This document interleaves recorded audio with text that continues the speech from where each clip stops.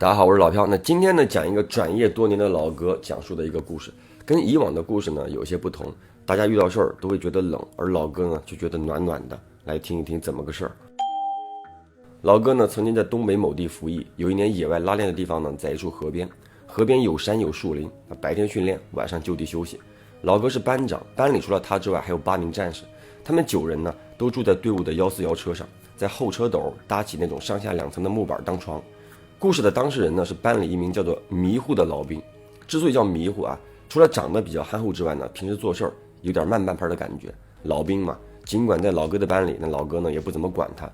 班里的其他战友呢都会叫他迷糊班长，这是背景。那忘了是训练的第几天，有天晚上9点多，老哥睡不着，他发现迷糊起身下车往厕所的方向去了。那战士们呢在野外训练，会事先挖好1米深的坑，搭建临时的简易厕所。那老哥寻思也睡不着，不如也去上个厕所，借机溜达一下。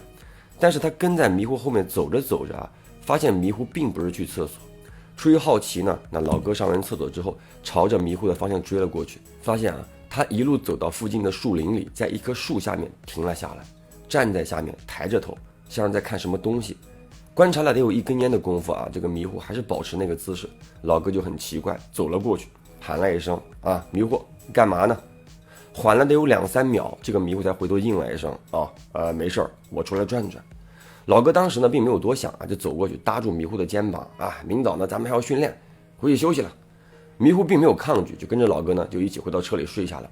但是接下来的几天，老哥发现每天晚上这个迷糊啊都会偷偷的溜出去。一开始呢他也不想管，也许人家呢就是睡不着想溜达，你只要不影响白天的训练就行。那结果呢，有天晚上领导搞突击拉练，迷糊人不见了。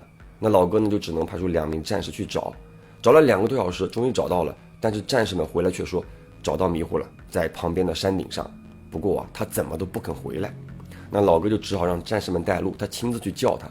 到了山顶之后，就看到迷糊一个人坐在一处断崖的边上。老哥喊了他2声，他都不搭理。那老哥呢就只能硬着头皮走了过去，把手啊往这个迷糊肩膀一搭。迷糊干嘛呢？你这么一搞，我们都得跟着挨批呀。但迷糊完全没有反应，跟没有听见似的。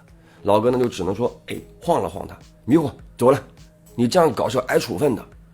又缓了得有2-3秒钟，这个迷糊呢像是突然听到似的啊，给了个反应。好，我们回去。整的这个老哥呢也是一愣一愣的啊。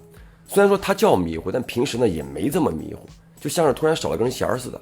那回到营地啊，已经训练结束了，挨完批已经很晚了，全班回到车上休息。刚躺下没多会儿，老哥又听到迷糊那边有动静了，起身一看，这个迷糊呢又自己溜下车，朝着上回那个树林的方向走。那一系列的反应呢，让这个老哥心里犯嘀咕，就起身跟在了后面。这回呢，迷糊又是一路走到树林里，又是在之前的那棵树底下站住了。老哥看了得有3-4分钟啊，那这棵树呢，除了特别高大，似乎并没有什么不同。可是这个迷糊就那么站在下面，抬着头。于是老哥就走了过去，这一次呢，就语气就没那么好了，上来就骂，意思就是你连累全班挨批，你怎么半夜还往外跑？你到底要干嘛？结果呢，迷糊依旧没有反应，抬头看着树上的一根枝丫。那老哥也好奇这有什么好看的，于是抬头仔细观察。原本呢并没有觉得有什么奇怪的，但是仔细一看，老哥浑身一炸毛。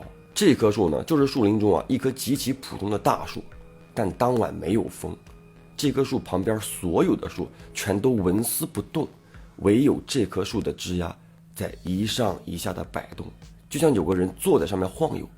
那发现这个情况之后呢，老哥虽然说有点慌，但多年的训练啊，让他练就了钢铁般的意志。在他的心里啊，他觉得自己是无敌的啊，这个是老哥的原话。所以呢，他仍然走了过去，把迷糊脖子一弯，强行拉着他就往这个树林外走。那到了树林边缘，老哥停了下来，说迷糊，到底有什么事儿？你最近不对，有事儿你跟兄弟说。那此时呢，这个迷糊似乎正常了一点，犹豫了一下之后说，班长，有个女的这2天总叫我找她玩，晚上那会儿她叫我上山顶，一直让我跟她一起跳下去，我正准备跳的，你来了，刚才她又喊我出去让我跟她玩，她就坐在那棵树上，你没看到吗？哇，听到这儿啊，这个老哥又是浑身汗毛一炸。你瞎说什么？哪有人呀？赶紧回去睡觉。强行把这个迷糊拉回了车上，并且让迷糊换了最里边的床位睡觉，自己呢睡在了最外面。尽管如此，后面连续几天，迷糊半夜还是会偷偷溜出去。好在每次老哥都能知道，他会安排2个战士跟着他，倒也没有发生什么事儿啊。可是当时离训练结束还有半个多月，那万一出事了，他担不起。那想来想去呢，这个老哥把这个事儿汇报给了上面的领导，领导又汇报给了他的领导，最后的答复是好好训练。可是老哥呢并不是这么想的于是呢向他的领导申请说领导你给我点假，我出去买点东西以防万一，那假如真出事了，咱俩都得受牵连。领导呢最终同意了老哥的提议，而老哥开着车到了附近的镇上，找遍所有的店铺，最后在一家小店里买了几块桃木做的工艺品以及几条朱砂手串。回来之后呢，他把这些东西放到了迷糊的床下面，又在他手上脚上口袋里都带上了这些东西，似乎这些东西真的起了作用。迷糊呢一直到训练结束都没有再出现过半夜溜出去的情况。原本以为事情到这儿结束了，没想到那个东西却跟到了营里，而这次他找的正是讲述这个故事的老哥。忘了是回营房的第几天晚上，那老哥呢正在宿舍睡觉，他忽然间醒了，惊醒的。那宿舍当中呢是呼声一片，所有的人都睡着了，但是老哥很快发现他醒了，但是他动不了。在他的床边，他可以很明显的感觉到有个人，但他看不见。那种感觉呢就很难说得明白，你确定有东西，但你看不见。刚才说了老哥的信念自己是无敌的，所以呢他在确认自己动不了之后闭上了眼睛，不准备管了。然而就在他闭上眼睛的同时，眼前一亮，一股热浪扑到脸上，就好像你闭着眼睛，你的面前来了一个那种取暖的小太阳。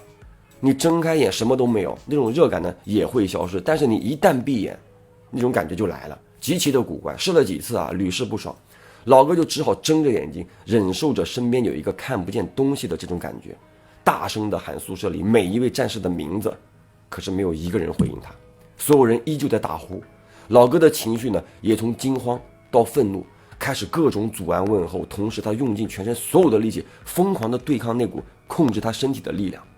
接下来让他终身难忘的事来了在他可以动弹的前1秒钟，他的耳边传来一个不男不女的声音：我掐死你！哇！炸毛的瞬间，老哥能动了，砰的从这个床上弹了起来，疯狂的喊了一声。这一下宿舍里的战士们都醒了，问他怎么了。老哥很生气，质问他们为什么刚刚我叫你们的名字你们不搭理我。结果所有人都说并没有听到老哥喊自己。从那天开始呢，老哥不敢自己睡了，每晚呢会跟自己的一个好兄弟挤在一起。好在那个看不见的东西再没来过。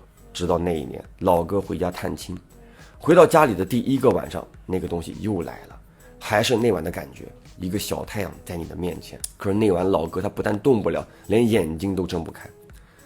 就一段不知道持续了多久的挣扎之后，又是那个不男不女的声音：我早晚要掐死你。